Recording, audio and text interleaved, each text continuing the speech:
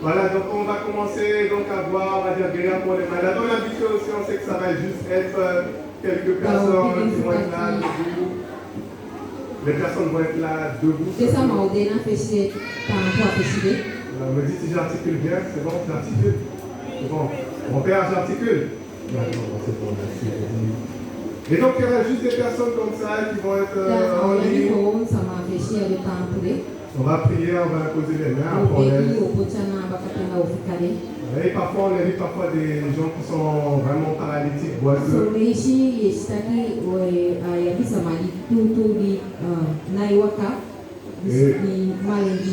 Et par contre ceux-là c'est plus rare que tu les vois devant, qu'on va prier pour qu'ils puissent être guéris. Parce que les gens savent déjà que bon, que Dieu peut le faire, ça je ne sais pas. Du coup, en général, on voit même pas. Et donc les gens maintenant sont dans le doute maintenant. Si on dit on va prier maintenant pour ce boiteux, cet aveugle-là.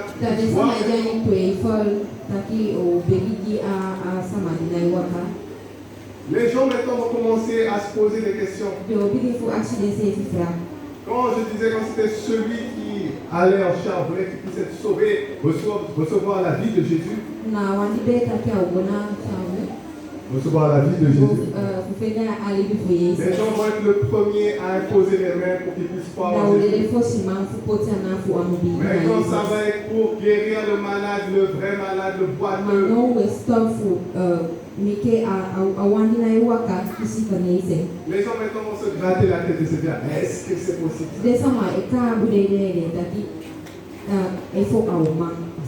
Est-ce que Dieu va peut-être le faire maintenant? On va peut-être prier, les gens essayent. Et en général, vous connaissez, en général, il n'y a rien qui se passe non plus. Et donc c'est une personne qui disait ça que maintenant, pour la foi dans le salut en Jésus-Christ,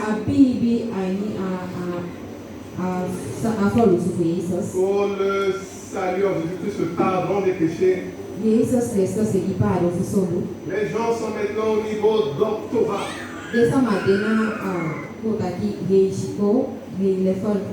Voilà, s'il y a un niveau doctorat là, ben, tu comprends que les gens aujourd'hui pourraient recevoir le pardon des péchés, ils sont au niveau doctorat.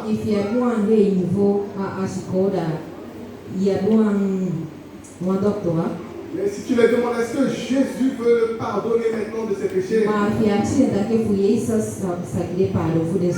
La réponse ça va toujours être oui, oui, oui, oui. Mais si c'est maintenant pour la guérison,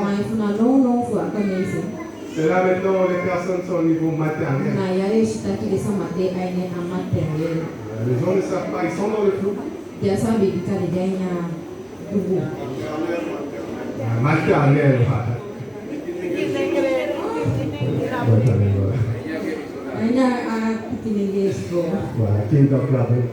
Mais voilà, c'est ça en tout cas. Et peut-être toi aussi, tu peux être dans le flou aujourd'hui.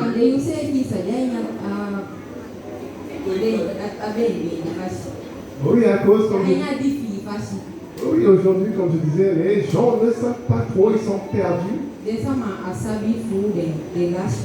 Les gens aujourd'hui meurent comme pas possible dans l'église. Voilà, il y a malheureusement la prière, malheureusement souvent ne fait rien en général.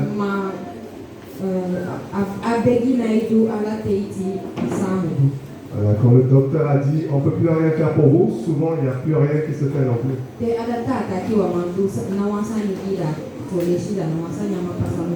Mais j'espère aujourd'hui en tout cas parler quelques passages ici dans la Bible.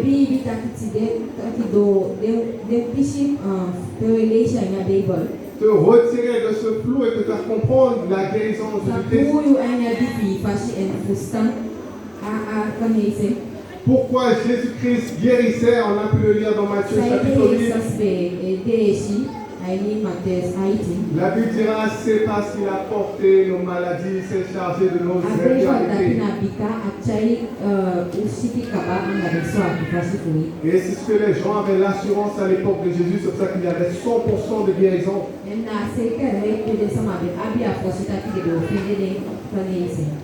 Et si aujourd'hui on remonte à nouveau à cette barre-là de 100% dans la foi, on peut aussi retrouver 100% de guérison.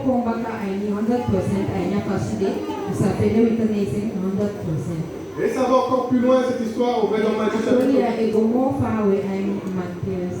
chapitre 8, Matthieu chapitre 8, on retourne un peu. Donc les personnes se disent, je glorifie Dieu dans ma maladie.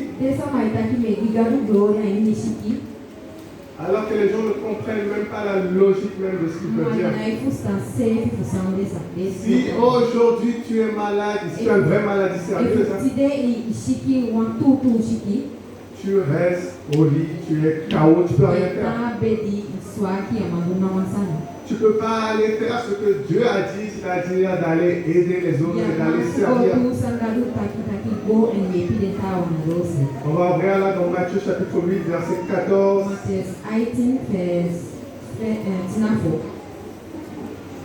Jésus se rendit ensuite à la maison de Pierre, dont il vit la belle-mère couchée et ayant la fièvre. Il toucha sa main et la fièvre la quitta, puis elle se leva et le servit. Et ici la Bible dira quand Jésus a chassé la fièvre, c'est à ce moment-là que la belle-mère maintenant de Pierre a pu se lever. Et qu'est-ce qu'elle a pu faire après? C'est maintenant qu'elle peut servir. Et ça c'est encore une preuve de la guérison.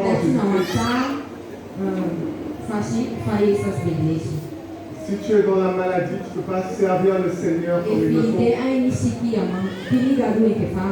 Mais si tu reçois maintenant la guérison, tu peux maintenant te lever, servir le Seigneur. Donc on continue l'histoire, hein, quand tu parles avec eux. Ils vont donc te dire, oui, c'est vrai que, bon, pas tout à fait dans ce sens-là, glorifié par la maladie. Mais en fait, c'est plus, tu vois, c'est plus complexe que ça. Souvent, les gens, quand tu vas aller parler des choses de la vie, ça c'est plus difficile, c'est plus compliqué. Tu peux les montrer des choses de la Bible, mais c'est pas tout à fait ça. Ils vont commencer à faire une gymnastique mentale pour essayer de tourner les versets, de faire aller dans l'enfance. On va regarder dans le fameux livre de Job. Et souvent c'est dans ce livre-là qu'ils vont tomber, peut-être. Ils vont donc te dire que, en fait, ils vont te dire en fait c'est plus spécial que ça. En fait, tu vois, moi je suis. C'est comme Job. Tu vois, moi je suis comme Job, c'est pour ça. Voilà, peut-être. Qu'est-ce qu'il a dit? Il a dit il a donné et le Seigneur a repris. On va voir dans Job chapitre 1. C'est bon, mon assistant, tu es prête, Job chapitre 1. Ici, on aura donc une discussion, c'est des moments un peu rares dans la Bible, hein, où on a un peu ce qui se passe au-dessus de nos têtes. On aura donc cette discussion-là entre Dieu et Satan. Et comme je disais, c'est important de bien lire ces passages-là parce que souvent on vit notre vie, on fait tout ce qu'on a ici. Mais on oublie que parfois il y a des choses qui se passent en haut. Il y a des batailles qui se passent, il y a des discussions. Alors on pense aussi à un autre passage où il dira bon, comment allons-nous faire pour les piéger, tel roi. Il y a un conseil comme ça dans le ciel, tout ça. On pense aussi à un fameux livre de Daniel également.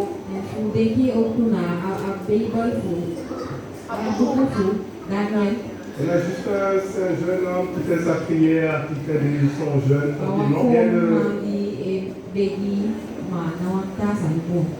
Très spécial. Et pourtant, Et pourtant, dans le spirituel, dans le céleste, les choses se passent pas possible. Voilà, quand il arrivera après, il dira, j'ai été empêché, j'étais dans une bataille. On a dû appeler les renforts sont venus, je suis arrivé à toi. Et donc c'est important de bien lire ce passage-là, ces moments un peu dans le ciel.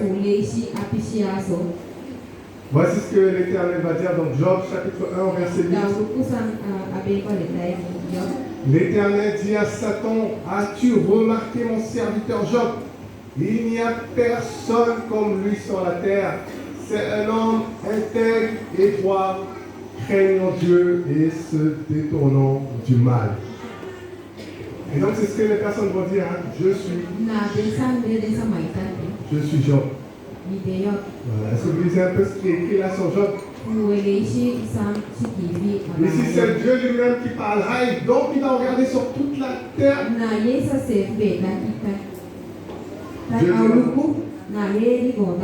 Il dira donc sur toute la terre, il n'y a personne comme lui sur la terre. La conclusion que je tire, c'est qu'il y a plein d'orgueilleux aujourd'hui qui existent. Voilà, écoute, si tu penses que tu es Job, si tu penses que tu es le meilleur de la terre, viens me voir à la fin du culte. En tout cas, moi je serais heureux de savoir qui est le numéro 1 en ce moment sur la terre. Et en passant, ça c'est aussi une réalité biblique.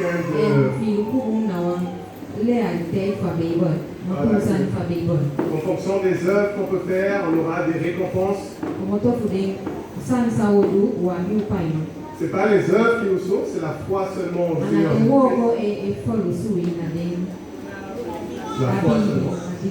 Et la Bible dira donc que Dieu nous a appelés pour faire des bonnes œuvres et que Dieu nous récompensera. Et les disciples avaient également bien compris cela. C'est pour ça qu'à un moment, il y aura la mère des frères. Jacques et Jean qui vont venir. Voilà, ils vont demander. Ils vont donc lui demander, voilà, je te demande que ce soit mes fils qui soient un à ta gauche, un à ta droite. Donc il y a bien une idée de classement qui existe dans le ciel qui aura lieu.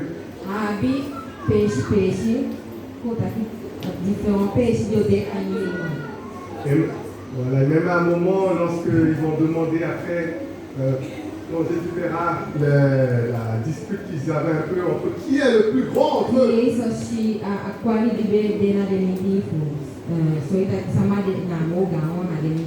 Jésus n'a pas dit, ah mais vous racontez n'importe quoi, il n'y a pas de grand, de petit. Dieu aime tous ses enfants de la même manière. Du coup, vous serez tous ensemble au même endroit. Mais Jésus les a répondu, si quelqu'un, voilà, celui qui sera le serviteur de tous sera appelé le plus grand après dans le ciel.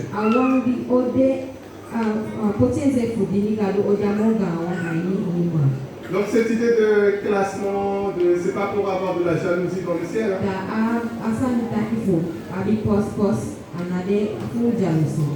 Pour avoir des frustrations, mais la Bible, Dieu récompensera en tout cas chaque personne pour ses œuvres.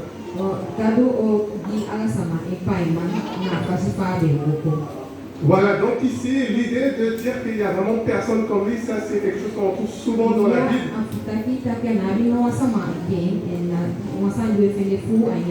Donc Job était vraiment le numéro 1 sur la terre. Et la Bible dira encore, c'est un homme intègre et droit, craignant Dieu.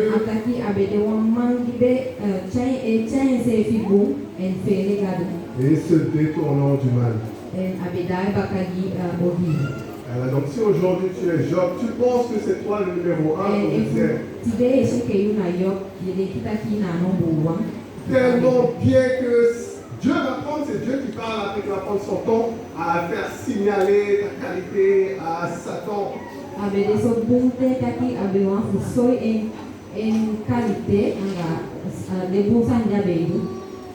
Voilà, je pense en tout cas que tu te trompes et que tu n'es pas encore forcément juste là.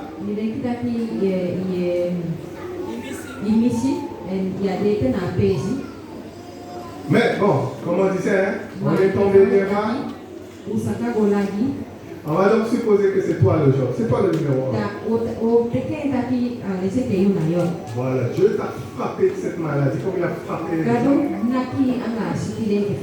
Voilà, Dieu a détruit ce que tu avais comme il a détruit ce que tu avais. Donc maintenant tu es dans cette situation de misère.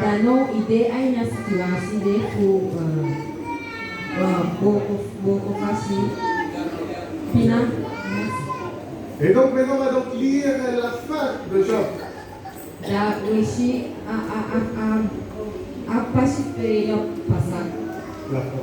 Voilà, on va à la fin maintenant de Job. On va voir dans Job, donc chapitre 42.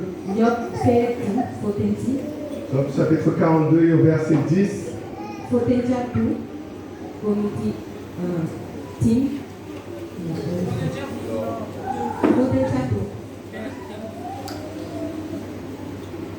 Donc, l'Éternel rétablit Job dans son premier état quand Job eut prié pour ses amis et l'Éternel lui accorda le double de ce qu'il avait possédé.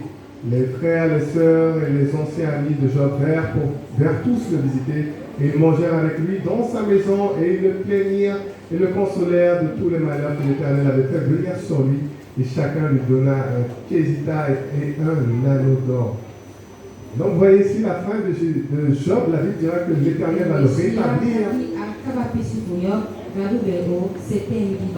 Là où Job était malade, il va retrouver sa guérison. Là où il avait perdu les 10 enfants, la Bible dira qu'il va encore retrouver 10 enfants. Là où il avait perdu ses bœufs, tous ses chameaux, tout ce qu'il avait, il a retrouvé après le double de ce qu'il avait. Donc je suis prêt à croire que c'est toi en tout cas le Job de cette génération. Mais n'oublie pas la fin, c'est ce que Jacques nous dira aussi. Considérez la fin de la vie de Job. Et si vous voyez que dans la fin, c'est la guérison qu'il a eue. Et c'est la bénédiction de Dieu. Donc si tu es Job aujourd'hui encore une fois, tu dois revenir après à la fin et nous montrer la double bénédiction. Voilà, il y a quelqu'un qui comprend un peu au moins ce que je dis ici. On est tombé loin dans l'église, hein, comme je disais. Et les gens lisent peut-être Job 1. Ils lisent Job 1. Job chapitre 1. Ils lisent Job chapitre 1 seulement. Et après ils s'arrêtent là. Voilà, c'est bien qui est parfois d'ouvrir un peu ce livre. Donc c'est bien de lire le livre, d'ouvrir la Bible aussi. Voilà, essaye de ne pas trop répéter ce que tu peux entendre dans la télé, YouTube. Voilà, celui-là va dire que j'ai entendu l'autre qui a dit, qu'il avait dit ça. Donc je pense ça maintenant. Voilà, mais si tu ouvres la Bible et si tu poursuis l'histoire. Voilà, je sais que c'est un peu compliqué, il y a 3 discussions, l'autre qui dit ça, l'autre qui redit, l'autre qui repart.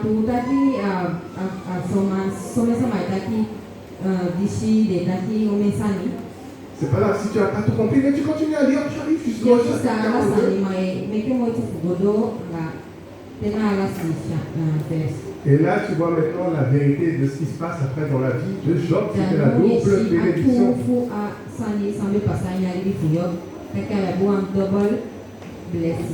Alors, il y a des personnes au moins qui savent lire ici dans cette salle. Hein? Qui savent lire au moins. Voilà, je pense que tout le monde sait lire à peu près quand même. Alors, on n'est pas ici, on n'est pas dans un pays musulman ici, hein. Les musulmans qui vont après exalter et honorer leur faux prophète. Le faux prophète qui ne sait même pas lire. Le faux prophète après qui va aller après avec la petite fille Aïcha, qui va se marier avec elle,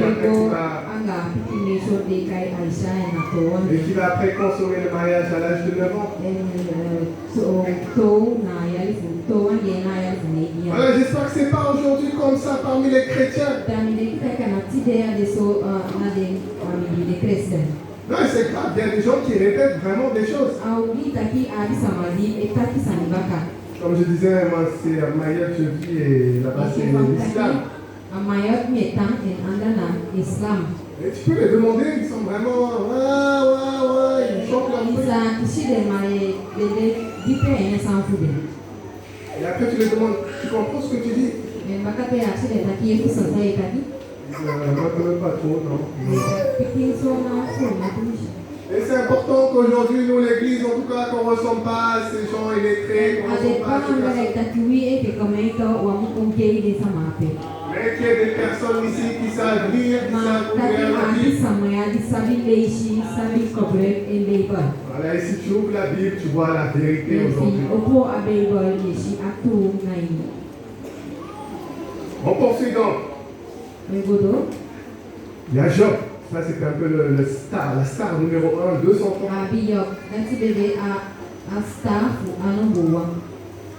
Et après, maintenant, ce que les gens vont prendre aussi, ils vont se dire, oui, Job peut-être, mais en fait, moi, je suis un peu plus que Job. Tu vois,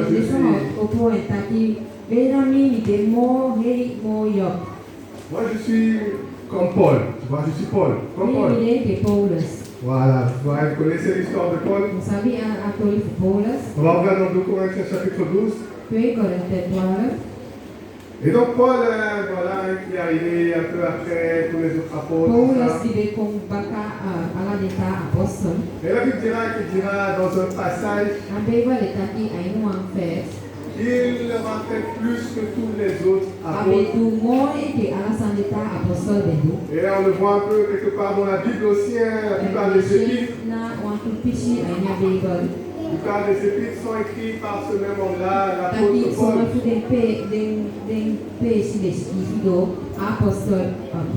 Et les gens vont donc dire, moi je suis comme l'apôtre Paul. C'est ce qu'il a dit. On va lire qu'est-ce qu'il a pu avoir l'apôtre Paul. 2 Corinthiens chapitre 12, versets 7 à 10. Et pour que je ne sois pas enflé d'orgueil à cause de l'excellence de ces révélations, il m'a été mis une écharpe dans la chair, un ange de Satan pour me souffleter et m'empêcher de m'enorgueillir. 3 fois j'ai prié le Seigneur de l'éloigner de moi. Et il m'a dit, ma grâce te suffit, car ma puissance s'accomplit dans la faiblesse. Je me glorifierai donc bien plus volontiers de mes faiblesses, afin que la puissance de Christ repose sur moi.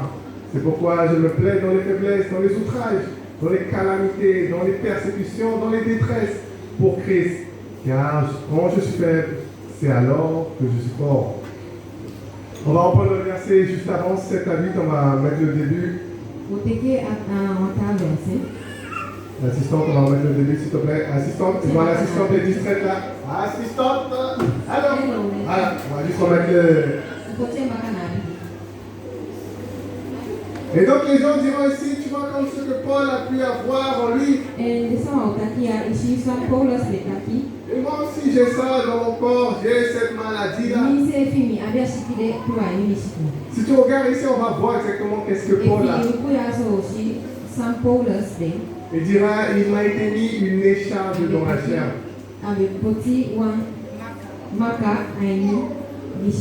Voilà, du coup, donc hier, je retravaille, enfin, travaillais pas, j'ai juste donné un petit coup de pouce hein, à ma mère.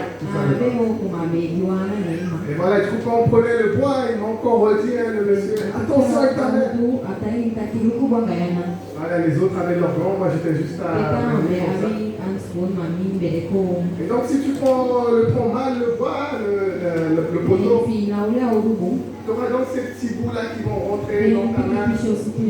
Et c'est ça qui va appeler ici un l'écharpe dans la chair. Et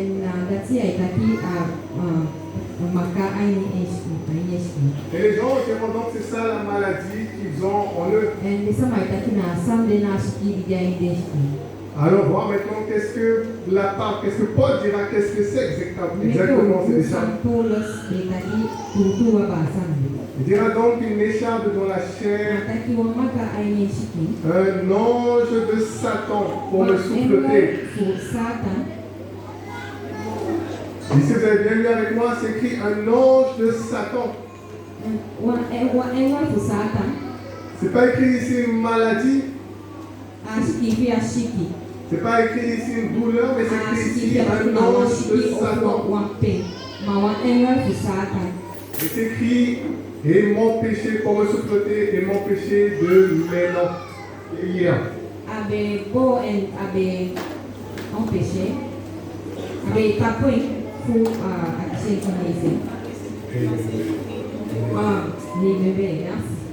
Et donc c'est ce que la Bible dira ici pour la déclarage en fait tout ça en fait c'était juste un ange de Satan qui était là pour le faire souffrir toutes ces choses. Et si vous poursuivez après, il va détailler un peu c'est quoi toutes ces choses qu'il a souffert. C'est pourquoi verset 10, hein, je me plais dans les faiblesses, dans les outrages, dans les calamités, dans les persécutions, dans les détresses pour Christ.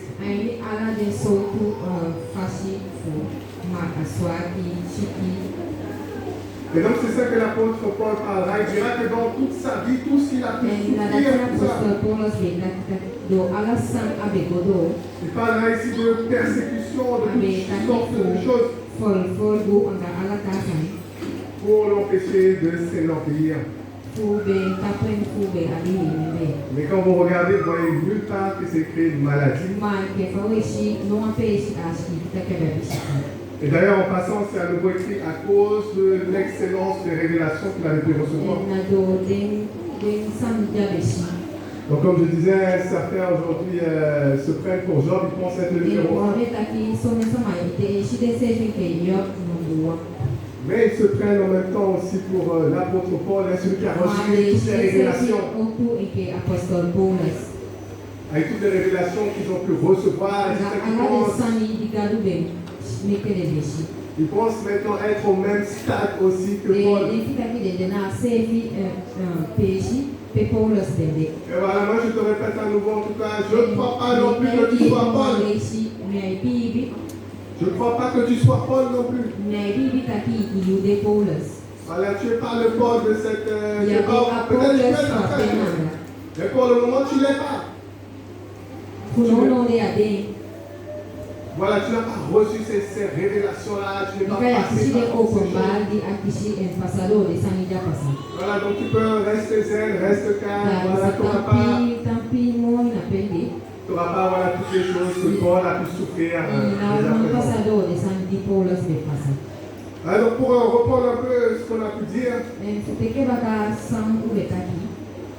donc Jésus avait guéri toutes les personnes uniquement parce que la Bible dira il a porté nos péchés, ses charges.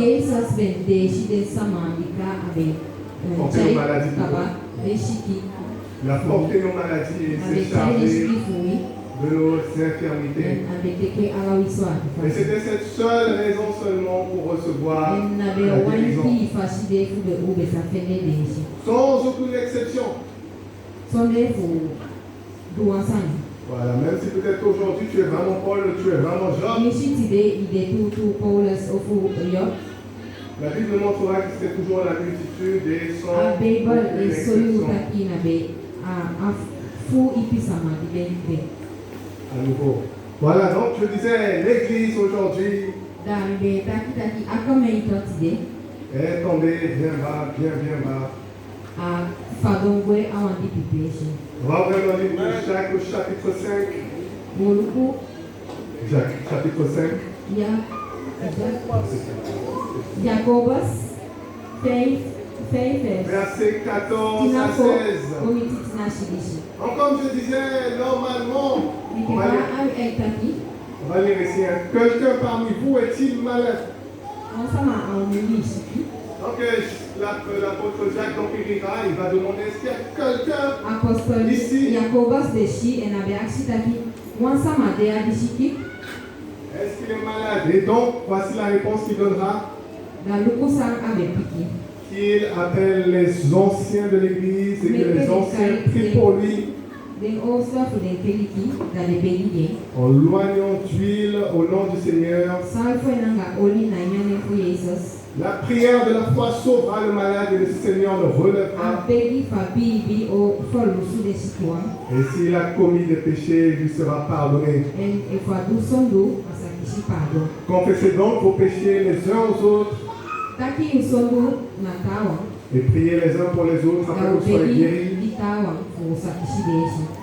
La prière fervente du juste est grande efficace.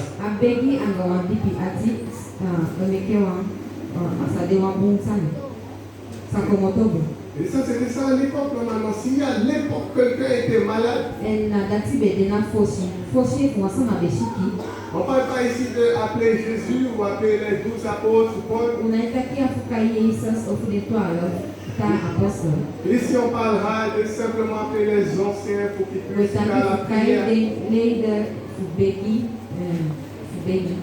Et la Bible dira que la prière de la foi relèvera le malade. Mais aujourd'hui, la situation a changé. Quand les personnes entendent maintenant que c'est fini, le docteur a fini avec la personne. Alors je pense que c'est maintenant les anciens vont commencer à préparer les funérailles, tout ça. Mais ça ne devrait pas être comme ça normalement. Mais aujourd'hui, les gens refusent à nouveau de faire face à cette vérité. Jésus guérit. Il a fait guerre. Voilà, il le fait aujourd'hui et il le fait également. Voilà, je crois que c'était avant, c'était écrit quelque part ici, non? Avant. C'est pas écrit dans l'église ici? Ah non, le verset. Hébreux 13, verset 8, ça a été retiré peut-être. Bon, je pense que c'était écrit avant. Voilà, et ça c'est un verset Jésus-Christ, c'est le même toujours, et ça n'a pas changé. Et malheureusement, même au niveau de l'église, au niveau des responsables, on voit que les gens commencent à renier toutes ces vérités. On va regarder dans le livre de Matthieu chapitre 17.